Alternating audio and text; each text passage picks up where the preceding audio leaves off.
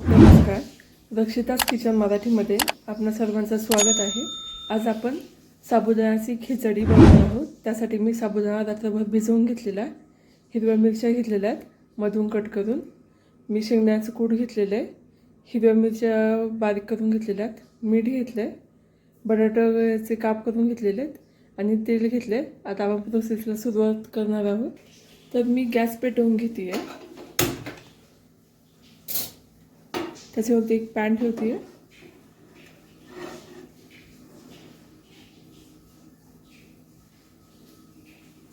त्यानंतर आपल्याला त्याच्यामध्ये तेल टाकून घ्यायचं आहे.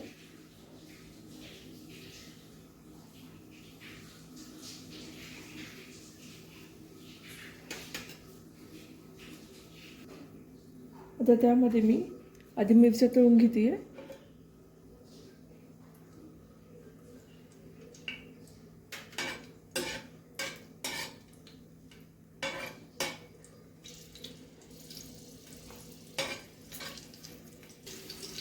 आता आपल्या मिरच्या तळून झालेल्या आहेत. मी त्या एका वाटीमध्ये काढून घेते आहे.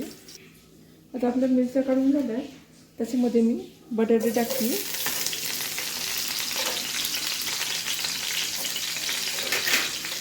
आपल्याला आता बटाटे शिजवून घ्यायचे तेलामध्ये.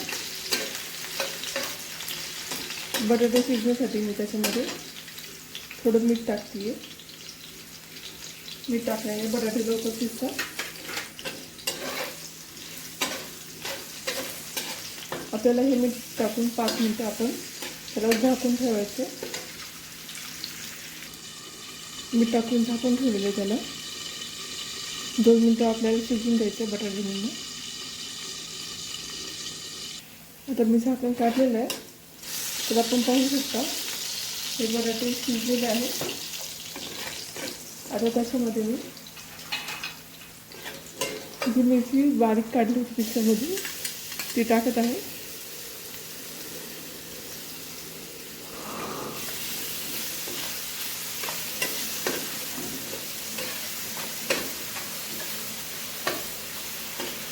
त्याच्यानंतर आपल्याला साबुदाणा टाकायचा आहे. त्याच्यामध्ये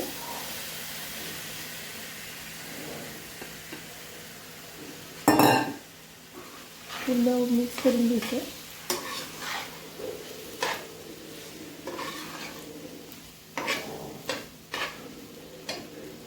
आता आपल्याला त्याच्यामध्ये मीठ टाकायचं.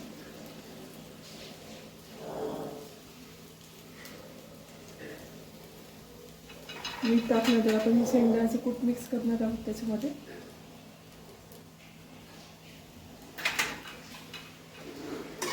चांगला हलवून घ्यायचं त्याला.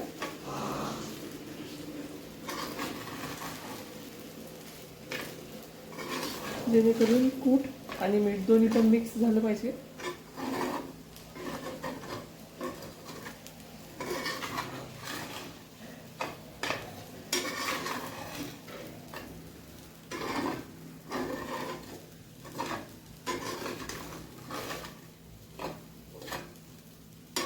आता आपण पाहू शकता आपलं कूट आणि मीठ दोन्ही पण मिक्स झालेलं आहे. त्याच्यामध्ये आपण झाकण ठेवणार आहोत. झाकण ठेवल्याने आपला साबुदाणा चांगला शिजतो. आपण आता त्याला शिजलाय की नाही पाहतोय.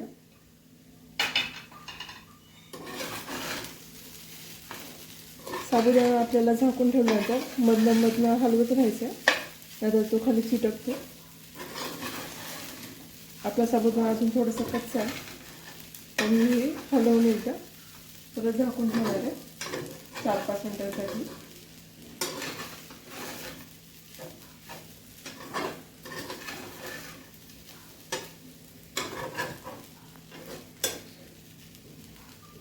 आपल्याला आता परत एकदा झाकून ठेवायचं 5 मिनिटांसाठी. आता आपला साबुदाणा होत आलाय. त्याला परत एकदा हलवून घेते.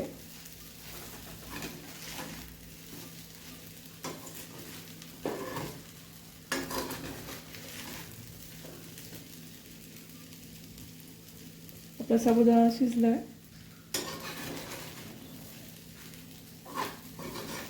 साबुदाणा कुठेही कच्चा ठेवायचा नाही आहे आपल्याला.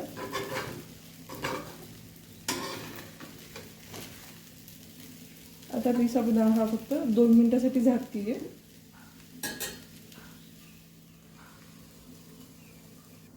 आता आपण पाहूया.